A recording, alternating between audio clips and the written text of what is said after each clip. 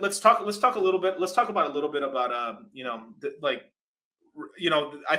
obviously if you see the title of the video and stuff, it's like beware of the Florida man, right? So this is something that Richard just kept talking about throughout, the entire time when I was with him and stuff like that, and it is with me and Gary and stuff like, and Kareem and everything. We're all hanging out and everything, and he just kept saying like this state was so dangerous. Like he truly like he was very uncomfortable being back in Florida. If I'm being honest, he was very, very, very uncomfortable. And like some people saying like he was kind of putting up, but no way, he's acting like that in real life and stuff like that. No, we were talking to Richard, and he legitimately was very like he was always just like looking around, just making sure everything's cool and stuff, because like there is this energy in Florida that like shit can just happen. And we were in Miami, and we're in nice areas in Miami. We're in Brickell, and we're in all these kind of richer areas inside. So we're not in the ghetto or anything like that. But like there's this restless energy that I've only felt in very few places. And one of those places is Miami. And it is like Florida. There's a danger there. Like the amount of car accidents that I saw happen or just like pass by that just barely happened was insane, dude. And like, so it's like, it isn't like you usually see these bad accidents where it's like, wow, this horrible pileup happened on this, or like this person died doing this, or there's an armed robbery there. You're like, you just like, oh, you see it on Facebook, or you see it on Instagram, you see it on Twitter, or you see it on the news. You're like, or you see it on like a news feed somewhere on the internet. You're like, yeah, that happened there, but it's like so many degrees of separation that you're just like, it's just some news shit, right? But when you're in Miami and you're in Florida, dudes, like it happened. Like there wasn't a day I didn't walk by something bad didn't happen to somebody. It's there's a wild energy, and like the only thing I could think of is just because like things are getting so expensive in Florida, especially in Miami. Inflation's happening. I mean, there's such a culture of basically like you're going clubbing every single night. So there's a ton of people working. Like there's people working like 7 days a freaking week. Every Uber driver that I talk to is just like every single Uber driver that I talked to was fucking burning the candle at both ends, 7 days a week in debt and stuff like that. I mean, it's just wild. Like, because I was asking people who were living there, like how are you doing that and stuff and like, and I get why like a lot of the women who are in Miami are doing that because they're riding the cock carousel and stuff like that. And like, we all talked about all this stuff, how crazy it is, and it's just this whole thing where the city, like you have to be on it 24/7, and eventually you get worn out. Like sure, I was drinking some of the times we were drinking when we were going out and stuff and everything and coming back home late at night, but we didn't have to do work or anything. But imagine all your boys are out and stuff, you have to go out and stuff because you have to keep the social life up, and then you're out there and then you're going to work all fucking tired, and then you're driving, and it's just like of course things are going to happen. And on top of that, like it's a big show off culture as well, so if you don't got the bag, you ain't nothing. And so you need to get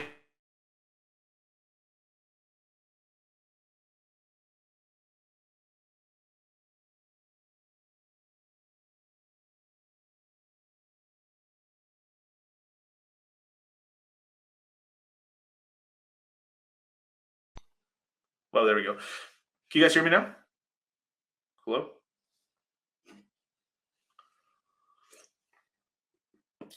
Yo, can you guys hear me? Can you guys type one?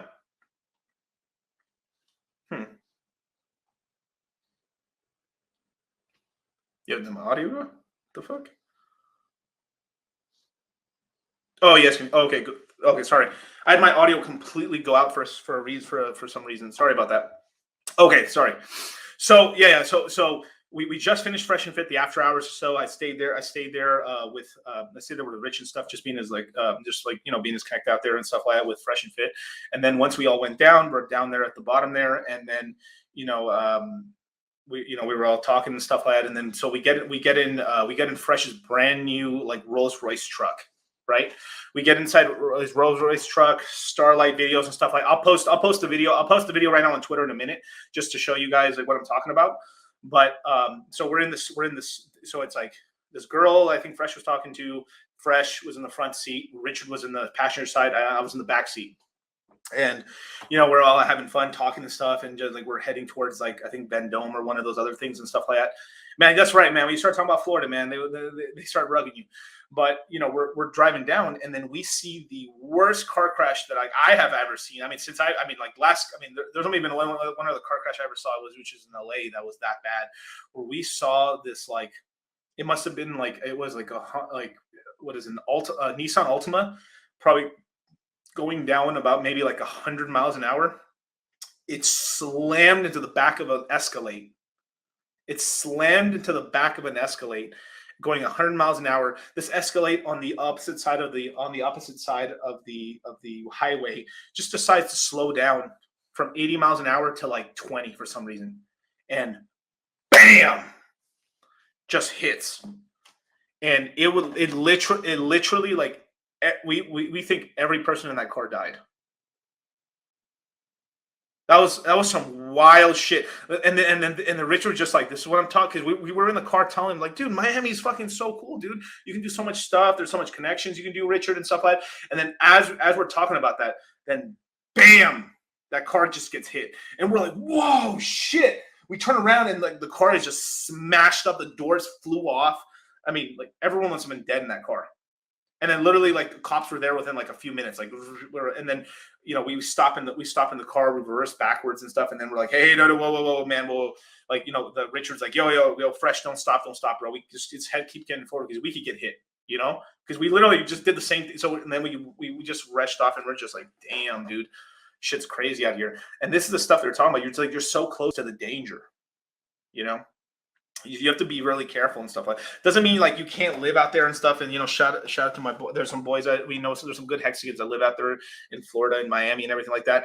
But dudes, like, it's pretty bad. Yeah. You saw the impact? No, we didn't see we heard the impact, and then we turned around this way. We're like, what the fuck? Well, we just saw a car browse by and stuff like that. So we're just like, we just heard the impact. We turned around. We're like, whoa. And then we try to reverse back and stuff to see what happened. But then cops started coming and stuff. And we're just like, damn. And then we just kept going back on the highway, just kept going, because it was just like, you know, this is the sort of stuff that happens and stuff. And like, and this is kind of why Richard says all this stuff, you know? Yeah. Sounds like an LA bro that happened last week. Benz was going like 100 miles, killed 6 people. Damn. Yeah, it sounds like that. There's this whole thing too about this, like, this nurse of supposedly this. She got off of work. She was like super pissed off at her boyfriend, and she was speeding home to go, I guess, basically go yell at her boyfriend or whatever. And then she ended up hitting this car and killing this entire fucking family. Like. And like, I literally think that it was like and then the car caught on fire and exploded and stuff like that. And she basically, it was like either she killed like 6 or 12 people in an accident, and she was the only one that lived. Dudes, pretty insane. Yeah. Like, let me tell you that too. Like, I've got this is more of a personal story of mine, man. And this is why I don't have a motorcycle. Like, I like motorcycles and stuff, and I think that would be fun and stuff. But to tell you the truth, man, I would highly recommend you guys don't ride motorcycles, or just be very fucking as careful as you can, man. Because I have known so many people in my life that have died from motorcycle accidents that it's insane. I've had customers of mine, children and husbands, die on motorcycles. It's in freaking insane. You know what I mean? The driver always lives. I know, right? Fucking crazy. But, you know, I mean, let me tell you some story about like why you guys should be red pilled and stuff. Is so I'm gonna change the names and everything, but I took Tansugo karate and stuff for many years and stuff like that. It was like a big passion of mine. I actually thought I might even be a karate instructor at one point. You know, I thought I was going to be a mixed martial artist and stuff, and I took it very seriously for a long time. I had a very great instructor. He was a kickboxing world champion and stuff like that. You know, multiple time world champion. I think it was like middleweight, if I remember his weight class, and had won tons of belts and stuff like that. Opened his own studio up. Had a really successful business. Owned 2 karate studios and stuff, just filled with kids and teenagers and adults and stuff like that, taking classes. They taught jujitsu and stuff. It was like a really successful business. This guy was a fucking Chad. My instructor was a fucking Chad. Like, I thought Andrew Tate Top G, baby, but no, different guy. But This was mid '90s, just FYI, but or late '90s, early 2000s, I should say. Actually, this probably happened in 2002, if I remember right. But this guy was a absolute, like, this guy was what a man should be and stuff. I like looked up to this guy a lot. You know, he taught me how to fight and stuff, and you know, made me not a bitch basically in life and stuff, because I was always sparring and, like, learning how to fight and everything like that, discipline, and I learned a lot of stuff from him.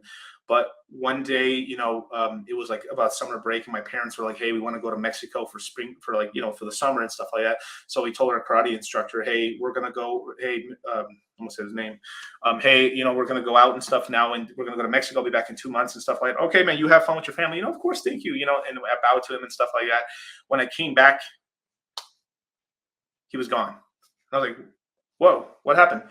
So we came back 2, 3 months later, came back and stuff like that. And he was like, "Hey, what happened to so and so and stuff? Where's the grandmaster? I mean, where's the head of the business?"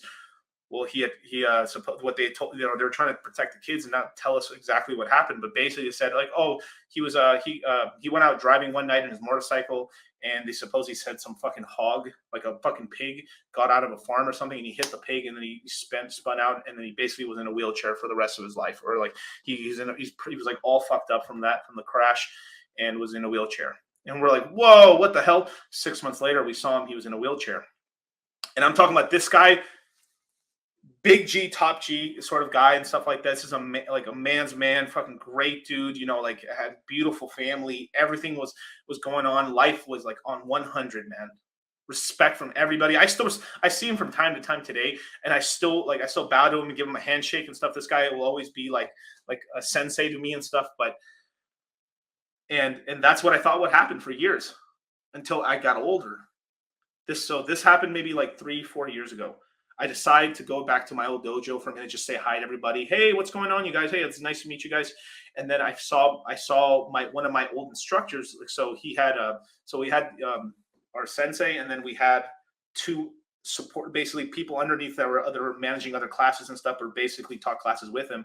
And then I talked to him, and I said, "So, hey, what really happened? Can you tell me what really happened?" And he told me this, what happened. Look at this shit. The reason he was out in the middle of the night driving on Highway 1, because he was getting into huge marital fights with his wife. His wife, I don't even want to put it out there, but like basically like this is just all hearsay and stuff like that. I heard it from pretty trusted sources, basically that his wife was just pissing him off and stuff like that. And basically, I think there's some shit going on and stuff in the relationship. And because of that, he got pissed off, went to his motorcycle, and then was driving like a maniac down, and then basically got into an accident, and then that put him in a wheelchair for the rest of his life. So, if maybe he was driving a car, but it's just a sort of thing, like like, it's not, there's nothing wrong with getting mad or doing all that stuff, but it's just like you have to be very careful with women in your life, and like like they can put you in compromised situations and stuff like that. So, I mean, I just got to tell you, like, if you're going to be driving like an idiot, I'd rather be driving like an idiot in a car than in a motorcycle, because the amount, like he's still alive today, still wheelchair bound. And this man, like, before the wheelchair, could have kicked anybody's ass, just about anybody. And it all comes to motorcycles and down to the red pill, man. And this man was a pretty base. Doesn't mean like there's nothing wrong with like him not getting mad. Like, sure, maybe, I don't know if it's infidelity or something like that. It sounded like that to me, possibly, right? Because this man was on his mission, grinding, working. He had helped so many kids out and stuff. Like the amount of like people that like took his classes. I respect this man to this day. Respect him to the highest level. But he got put into that compromised situation because a bit of it was probably not being red pilled enough, and another part of it was putting himself into a dangerous situation with motorcycles. And like we're working too damn hard and trying to get too damn rich, not to like try to get not to keep ourselves safe out here. Okay, so I mean, I would definitely tell you guys, I'd rather get a fast car, don't get a fast motorcycle. That's all I got to say. Okay, now But this attests to him, though. He built such a business and he built such a thing that he was able to sell off the business to his basically the other teachers and stuff, and then he was able to like retain income from his business for a long time. So he was able to. He was not a pauper. Like he never went bankrupt. This guy was a good, strong businessman, and then even through him being in a wheelchair, he was able to provide to his family for the rest of their lives still, and even to this day. So that's that kind of thing, man. So yeah, man. Yeah, man. Let's see. Yeah, you can love someone but never fall in love. This is the red pill. I learned this from my train wreck. Yeah, we all come to the red pill through pain, basically, for the most part, man. But yeah, man, thanks for the share. No, of course, man. I want to give that information to you guys, and keep yourself safe out there, man. We work too hard to get this money, man. Let's keep ourselves safe out here, man. Yeah. You can crash in most cars at 60 miles an hour. You'll be fine. Motorcycles, good luck. I know, dude. Like one story that I like that killed me. The last person that I've known that died from this was I had a customer of mine. She's like a really wonderful woman and stuff like that. I've worked for her for years, and I'd always do yard cleanings and would do like my father would remodel her house and stuff like that, and then we helped out over the years with her. And I met her son a couple times. And good dude. The guy was a Chad, bro. The guy was a Chad. Guy had a motorcycle, was picking up chicks and shit. Was on his way up, man. Had a good tech job. Was like just like life was nothing but up to the right with this guy. Good looking dude, tall, motorcycle. I mean, like this guy was fucking killing it, man.